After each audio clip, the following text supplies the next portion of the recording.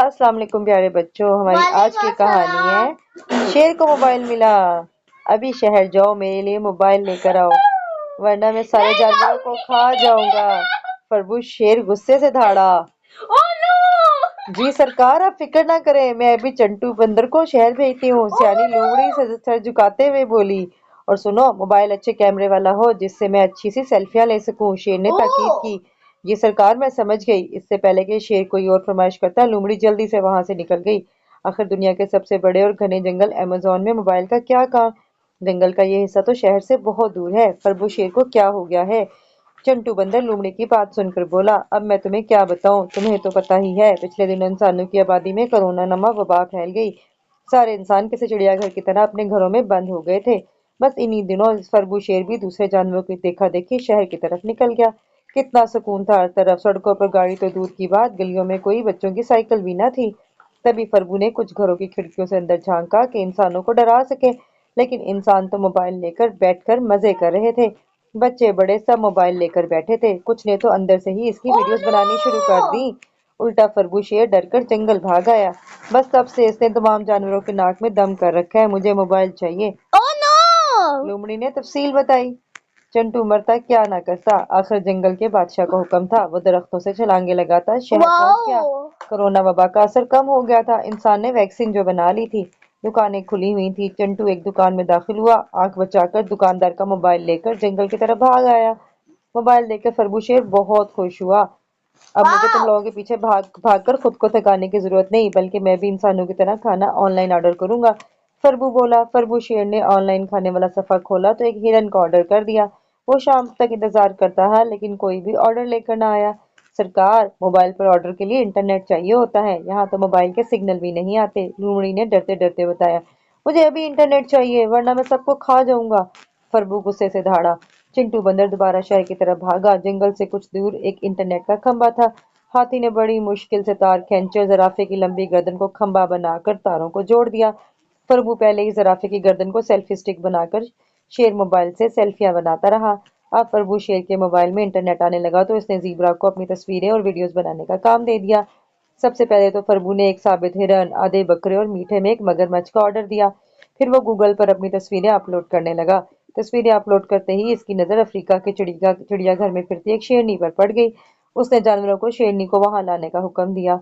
सरकार, अफ्रीका तो बहुत दूर है, क्यों ना हम इस शेरनी का मोबाइल नंबर ढूंढें और इससे व्हाट्सएप पर बात कर लें। इस तरह हम इसे यहाँ आने की दावत भी दे सकते हैं। सियानी लोमड़ी ने मशवरा दिया। ये ठीक है, वो शेरनी तो मेरी तस्वीरों से ही मुतासिर हो जाएगी, जल्दी से इसका नंबर मालूम करो। ज़ीब्रा ने गूगल पर सर्च शुरू की। कुछ देर में शेरनी का नंबर मिल गया। जैसे ही शेर शेरनी से बात करने वाला था कि मोबाइल बंद हो गया। मोबाइल की चार्जिंग खत्म हो गई थी। मुझे नहीं मालूम, मुझे जंगल में बिजली चाहिए ताकि मैं जब चाहूँ मोबाइल चार्ज कर सकूं। अब जंगल में इतनी दूर बिजली कैसे आएगी? चंटू बंदर ने कहा भी कि वो शहर से चार्जिंग कर लाता है, लेकिन शेर तो मोबाइल छोड़ने को तैयार ही नहीं था। आखिर चंटू फिर शहर की तरफ भागा। उस दफा चार्जर ढूंढ कर लाने का काम भालू को दिया गया। चीते ने बिजली की तारों को जंगल तक लाने में मदद की। दरियाई घोड़ा बेचारा तो एक दलदली इलाके के पास तारों को पकड़कर खड़ा हो गया कि किसी जानवर को करंट ना लग जाए। खुदा खुदा करके चार्जिंग हुई तो शेरनी ऑनलाइन ना थी। इससे पहले कि शेर गुस्से में आता, लोमड़ी ने उसे ऑनलाइन गेम्स का बता दिया। अब तो फरबू शेर दिन रात ऑनलाइन गेम्स खेलता रहता। कुछ दिन सुकून से गुजरे थे कि मोबाइल पर सारी सर्विसेज बंद हो गई।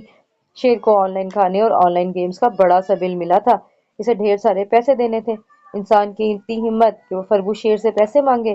क्या आप जानवर भी दफ्तर जाएं और पैसे कमाएं? फरबू शेर गुस्से में बेचैन कभी गार से बाहर कभी अंदर आ रहा था।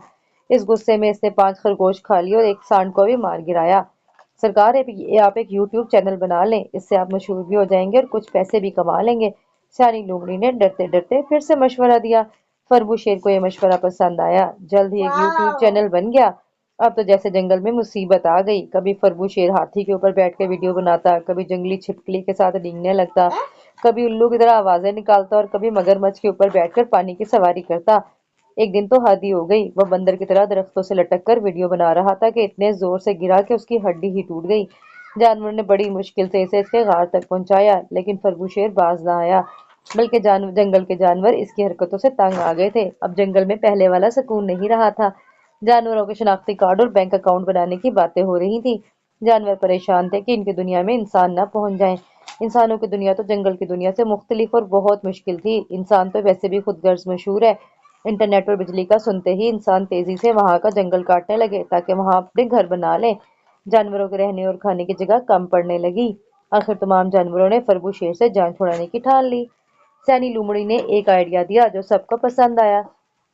سرکار، کیوں نہ ایسی شاندار ویڈیو بنائی جائے جس سے دنیا کو معلوم ہی ہو جائے کہ آپ کتنے بہادر اور ایتھلیٹک ہیں۔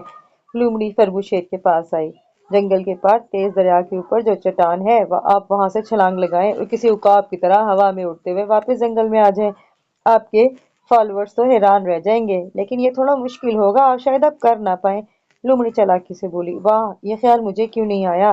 یہ تو میرے لیے بہت آسان ہے، اس طرح میرے ویوز بھی زیادہ ہو جائیں گے۔ بس تم تیاری کرو، ہم کل ہی ویڈیو بنائیں گے۔ فربو شیر جوش سے بولا۔ اگلی صبح فربو شیر رسیوں کی مدد سے سب سے اوپر والی چٹان پر چڑھ گیا۔ نیچے تیز دریا بہہ رہا تھا۔ سب جانور وہاں شیر کی حوصلہ افزائی کے لیے موجود تھے۔ ایک مکاؤ طوطا پنجوں میں موبائل دبائے شیر کی ویڈیو بنا رہا تھا۔